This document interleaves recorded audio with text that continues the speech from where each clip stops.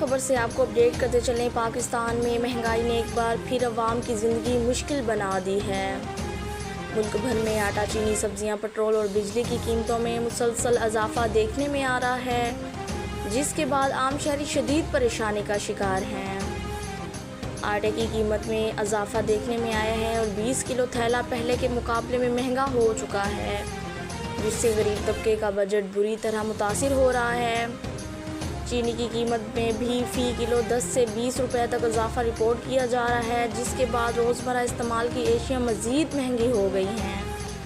सब्जियों की बात करें तो टमाटर, प्याज और आलू जैसी बुनियादी सब्जियों की कीमतों में 20% से 40% तक इजाफा देखा गया है, जिसने आम घर के किचन का खर्च बढ़ा दिया है। पेट्रोल की कीमतों में भी इजाफा सामने आया है, जिसके बायस ट्रांसपोर्ट और रोज़मर्रा सफ़र महंगा हो गया है।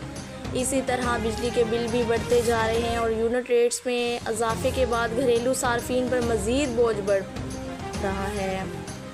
माहिरीन मईशत का कहना है कि आलमी मार्केट में तेल की कीमतों में इजाफा, डॉलर की ऊंची कीमत और मुआशी दबाव में इस महंगाई की बड़ी वजूहात हैं। सोशल मीडिया पर भी अवाम का सख्त रद्द-ए-अमल देखने में आ रहा है। लोग कह रहे हैं अब तनख्वाह आती नहीं और ख़र्च पहले ख़त्म हो जाता है। अगर यही सूरत हाल बरकरार रही तो आने वाले दिनों में मतवस्त तबके के लिए ज़िंदगी मज़ीद मुश्किल हो सकती है। अब सवाल ये है कि क्या हुकूमत इस महंगाई पर काबू पा सकेगी या आम आदमी इस तरह महंगाई के तूफ़ान में पिसता रहेगा।